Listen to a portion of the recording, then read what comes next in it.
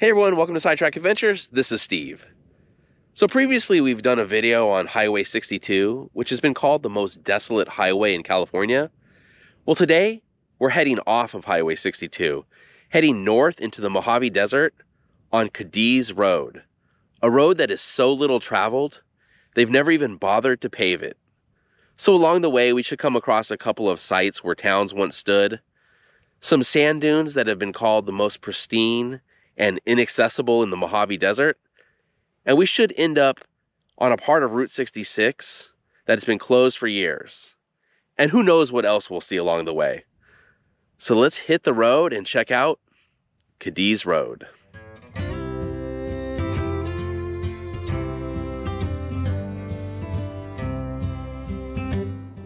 And right at the start of the trip, we have this destroyed, abandoned car. It's always amazing how many cars are just left out in the desert.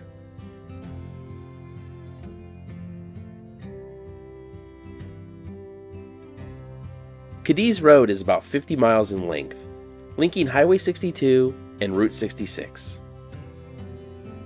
For part of the drive, we'll be traveling through the Mojave Trails National Monument, which is the largest national monument in the contiguous United States. Most of the drive should be along the same path as the Arizona and California Railway. The track was laid through this area in the early 1900s, with the first trains reaching Cadiz on it in 1909. Passengers would regularly travel between Phoenix, Arizona and Cadiz on this line until the late 1930s, and passenger service stopped altogether in 1955.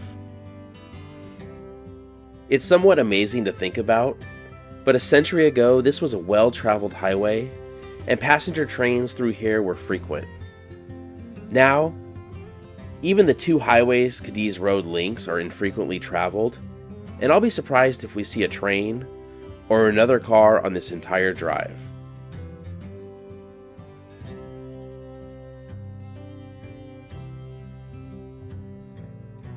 We've about reached the Milligan townsite. There's a loading ramp on the other side of the tracks. I don't think there's much of anything left here, but let's take a look from the top of the ramp. It doesn't look like there's much, but there's at least one thing left of the town that we'll try and find. It doesn't look like there are any structures left, but there does appear to be what looks like planters around some of these trees.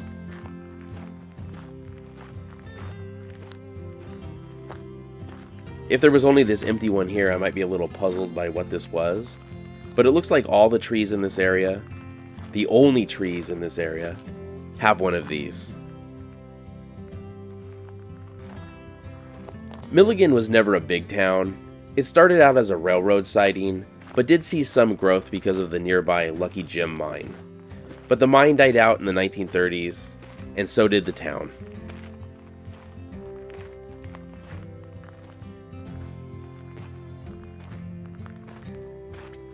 There is some concrete here.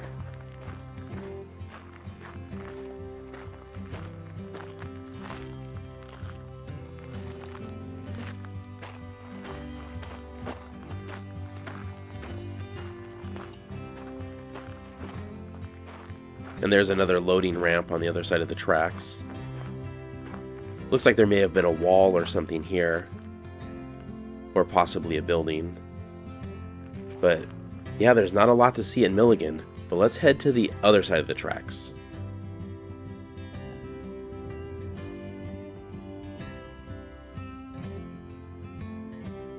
I mentioned this was a railroad siding.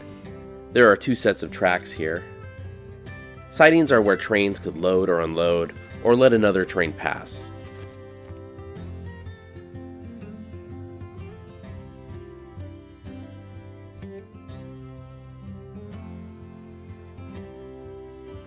I see what we're looking for, and of course it's near the ramp where we started. So the town of Milligan is long gone, but not everyone left.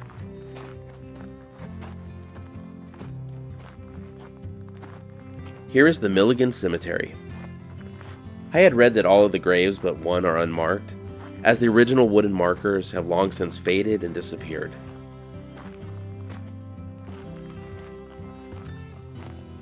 Looks like the one in the corner is the only grave that's known.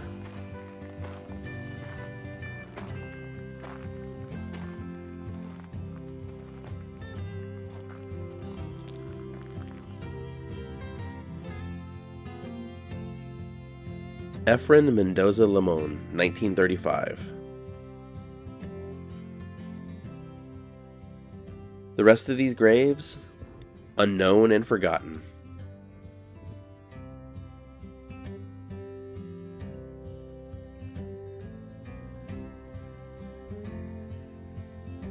But it's time for us to get back on the road, as we still have a ways to go.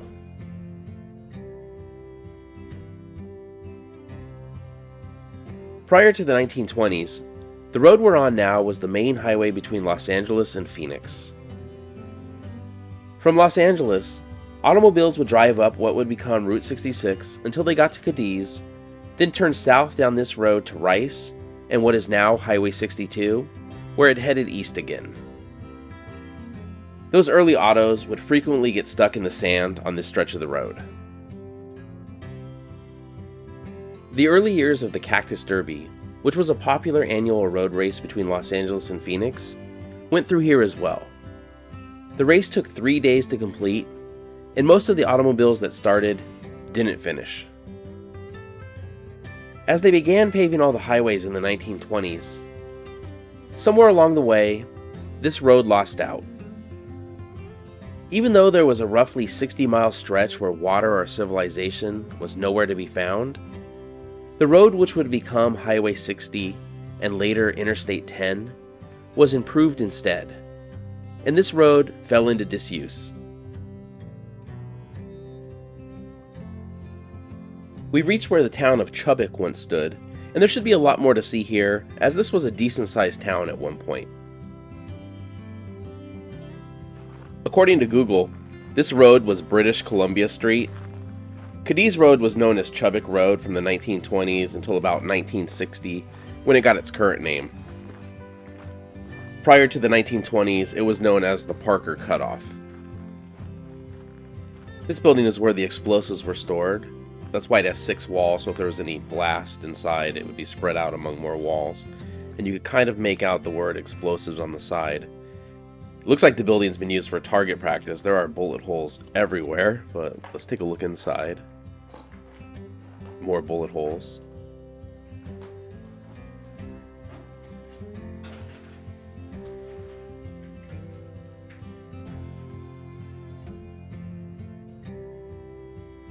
There are foundations all over the place out here. Chubbuck was established in the early 1920s as a mining settlement and was made up primarily of mine workers and their families, and had little to do with the railroad, making it kind of unique along this rail line. It also got a lot bigger than a lot of the other towns too. The town got its name as a man named Charles Chubbuck purchased a 1,600-acre mining claim about a half-mile west of here in 1922. Chubbuck was in the cement business, and the area contained white limestone, which was perfect for making cement. At its height, there were about 40 buildings in town.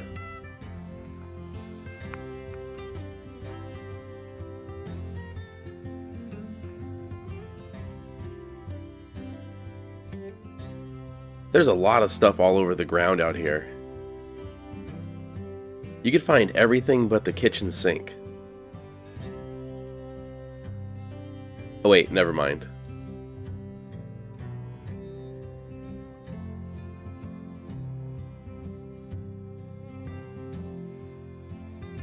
Here you can still see the remains of a narrow gauge railroad that linked the mines and the main Arizona and California railroad tracks. I believe the carts that would have been on these tracks were pushed by hand. Lime that was mined here was used in the construction of the Colorado River Aqueduct, built between 1937 and 1938. When I was flying the drone, I noticed this area over here, so it looks like we found the town dump.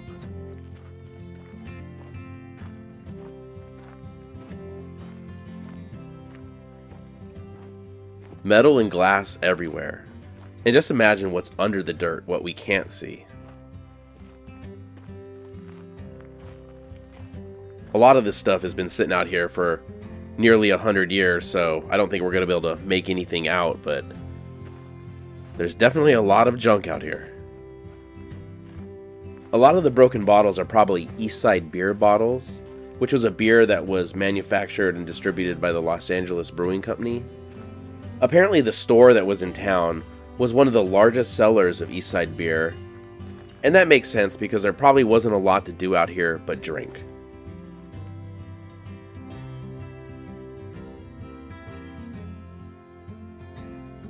I've moved closer to the railroad tracks where there are some more substantial ruins and where the mill was located at. It looks like there may have been a service station here or maybe something to do with the mill. I've tried to look for historical photos of Chubbuck, but unfortunately I haven't been able to find any. If I find any after filming this, I'll put them up on the screen, but before coming out here I didn't find anything, unfortunately. Some sort of a trough here. And these larger buildings are what remain of the limestone mill. The mill closed in 1951, and then the mines permanently closed in 1954. Changes in the way lime was produced is what did the town in. People preferred what was called miracle lime better, and only one company on the West Coast had the patent rights to make it, and it wasn't here. And it looks like these buildings have also been used for target practice.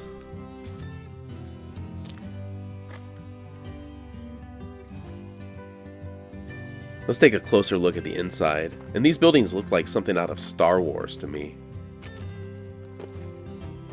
See if we can see inside. I can still see the brick in here. I think this might be the first time I've ever checked out a limestone mill. I'm not exactly sure of the process of what they would have done here. I believe they would have just crushed the rock to get the lime out, but I'm not 100% sure on how they separated it. Some terrible graffiti.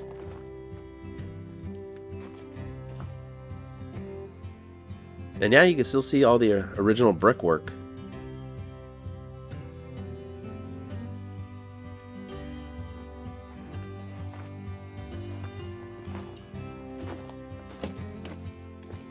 And of course, no matter where you go in the Mojave Desert, you're going to find an abandoned car somewhere. If you can tell what kind of car this is with the condition it's in, let me know in the comments. I don't know if this will help anybody, but here's the car from another angle. Yeah, and the mill definitely looks like something out of Star Wars to me. We've moved away from the mill a little bit, and I noticed these vats or something when I was flying the drone, and I wanted to take a look inside of them. They looked pretty deep. I'm not sure what these would have been used for. They could have been water storage. Water would have had to have been brought in from Cadiz to the town. There's no water source here. Oh, there's a bicycle down there.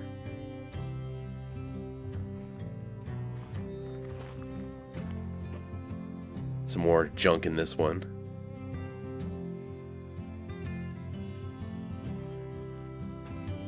And of course over here there are some more ruins where buildings once stood.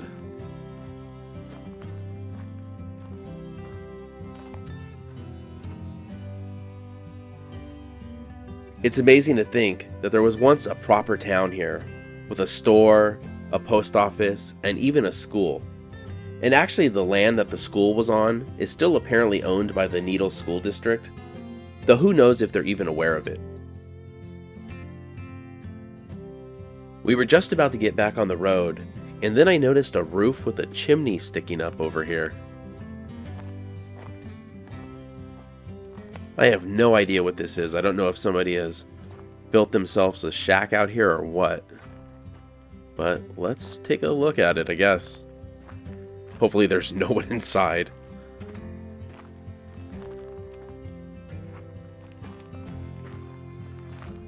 It definitely looks like something out of a horror movie. We'll take a step back and make sure I don't see anyone in there before we get too close. I don't see any other vehicles out here, and we haven't seen any the entire time we've been on the road. So it looks like it's empty, so let's take a closer look inside. And these are famous last words. And yeah, it looks like someone's just put a roof on one of the foundations here and made themselves a shack. We just found this outside the shack. Maybe it's the last person who entered, so we better hit the road and head to our next stop.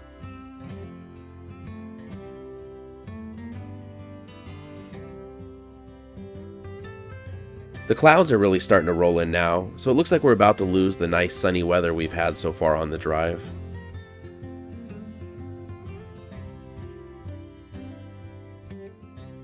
We're turning off Cadiz Road for just a moment to get to the Cadiz Dunes.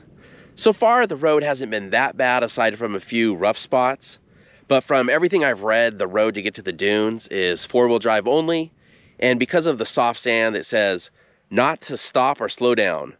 So, wish us luck.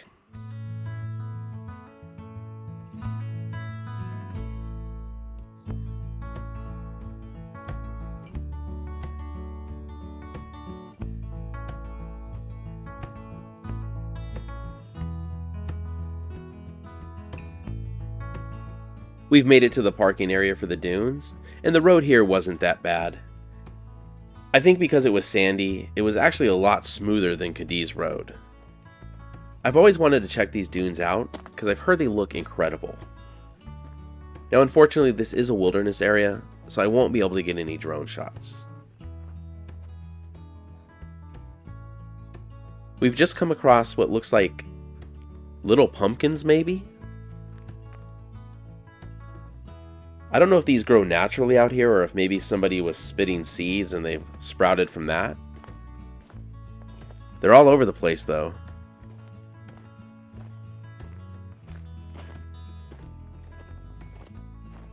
There's been some recent rain, but I definitely wasn't expecting to find pumpkins out here. If these are pumpkins. If you know what these are, let me know in the comments.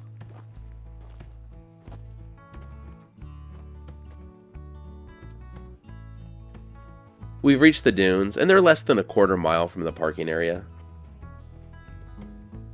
Walking on dunes is the worst because it's always 2 steps forward, 1 step back. I think we have to get to the top of this dune in front of us to get a really good look at them. Yeah, and these do look absolutely incredible. And it is eerily silent out here.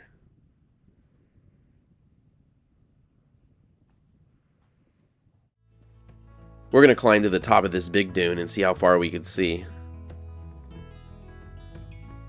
I had mentioned the buildings in Chubbuck looking like something out of Star Wars. Well, this also looks like something out of Star Wars. We're almost to the top, and maybe because of the recent rain, but the sand isn't as soft as I was expecting coming up here. I mean, it's still soft, my feet are sinking into it, but it's not as bad as I was expecting.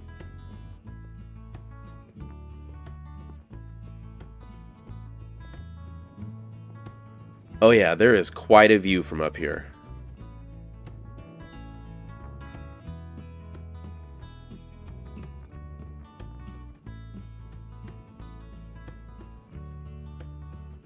The sand dune area is actually bigger than I expected. They go on for quite a ways.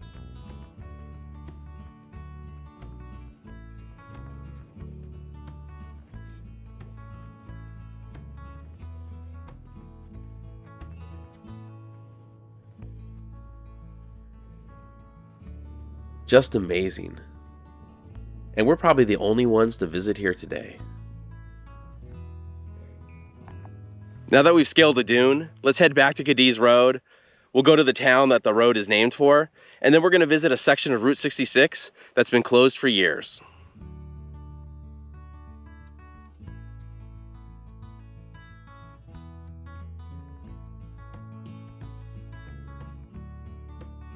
There was another railroad siding that's listed on some old train maps as Archer, California near here, about a half mile to the east. While Milligan and Chubbuck were still showing up on road maps, by the 1950s, this road wasn't. And then within a couple of years, the towns disappear too. We finally made it back to the pavement. The road was in really good condition up to Chubbuck, and was probably drivable by any car. From Chubbuck on, it got rough in some spots, and I wouldn't try it without something with higher clearance. We've come to Cadiz, the town the road is named for. The town was founded in 1883 by Lewis Kingman, who was an engineer for the Atlantic and Pacific Railroad. Several train lines linked here, but there isn't much to see here now. There's a huge aquifer under the desert here, and that made this a good spot for trains to get water. But as trains modernized, they didn't need to stop anymore, and the town just kind of faded away. There are still a few people living here, but no businesses remain, aside from a farm that one of its crops are a plant that's only legal in some states, including California. I'm not sure if I can mention the name of the plant, but Snoop Dogg really likes it. Now it's just a couple miles until we hit Route 66.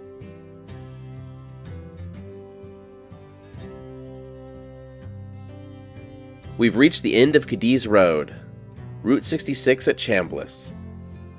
Route 66 has been closed in this area for years, as storms destroyed a number of bridges.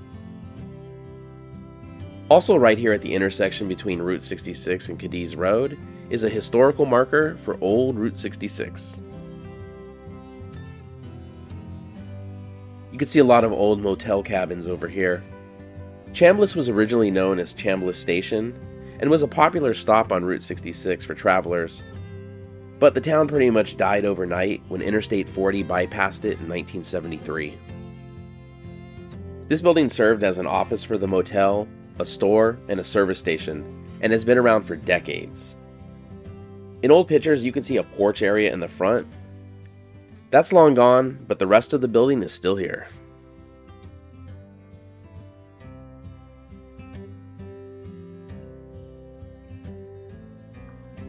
Real quick, I know this video is probably getting long, but there's a somewhat iconic Route 66 spot here in Chambless I want to check out, especially since so few people get to see it now. We've come to one of the bridges that are out that have closed this section of Route 66, so this is a good chance to see what kind of damage there is and why it's closed. There was a storm in 2017, I believe, that led to quite a few bridges through here getting destroyed by flash floods. At first glance, this one doesn't look too bad.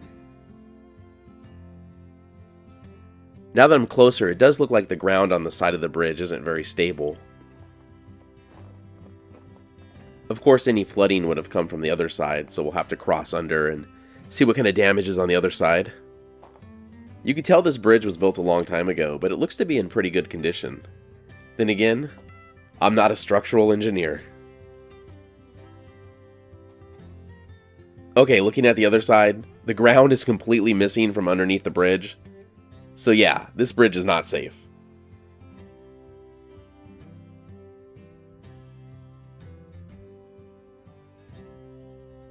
This is what's left of the Roadrunner's Retreat, which was a latecomer to Route 66, having been built in 1962.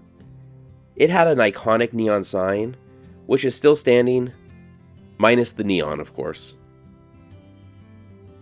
The resort was started by Roy and Helen Toll, and like everything else in the area, business for it pretty much died overnight when Interstate 40 was opened in 1973, though the cafe here did limp along until the 1990s.